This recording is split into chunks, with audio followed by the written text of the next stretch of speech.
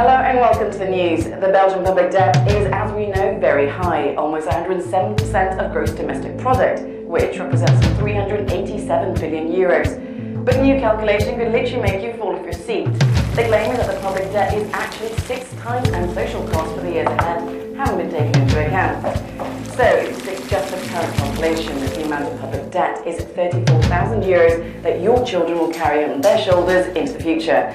Coming up next, report. Mum, what's all this about debt? Can you explain it to me? Am I already in debt too? Are you in debt too? Yes, you are. You are already in debt. But debt is part of the way most countries work. You're funny. Hang on. Okay. So, all the countries in Europe are in debt. Some more so, some less so. In fact, the biggest countries in the world, they're also hugely indebted. Ah, so it's alright then. That's a good thing. Maybe you should get more of it. Get more of it? It's not as simple as that. How can I explain this to you? Back in the 70s, before you were born, when a country's debt increased, their national bank would print new money to pay for schools and hospitals and motorways and civil servants, and it worked, more or less. What do you mean, more or less? Well, just before elections, politicians would misuse this possibility of self-financing out of debt, and this would lead to soaring inflation and skyrocketing prices. So, since the 70s, European nations have banned seeking recourse to domestic banks to service the debt. Instead, they now create bonds and sell them to private banks in order to get the necessary money. Professor Coleman, could you tell us who is holding public debt today? Nowadays, public debt is being carried mostly by commercial banks from the Eurozone and from outside. But we see day after day that the central bank is purchasing public debt in order to refinance the commercial banks. So do you get it, Lucy? Public debts are paid off through government securities issued by commercial banks. But it's not real money that generates any wealth. The system is just a lot of hot air.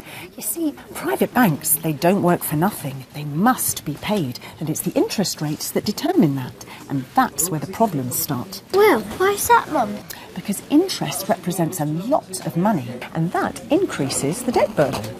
But who fixes these interest rates? Very good question, Lucy. Let's ask the professor. In the short term, it's the central bank that decides the evolution of interest rate.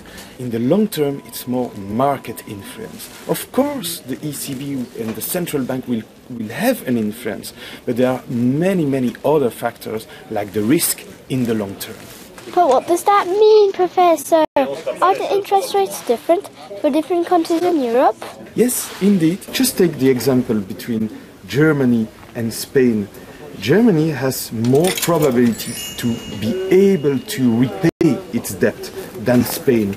The market is considering that, and Spain will pay a higher interest rate than Germany. So it's a bit like in school, right? So in school, if you do your homework, you get good marks. It's kind of the same for countries.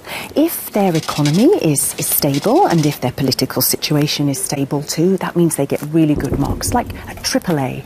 And if things aren't going so well, then they don't get such good marks, like a AA, a B, or even a C. And that's what drives the interest rates up.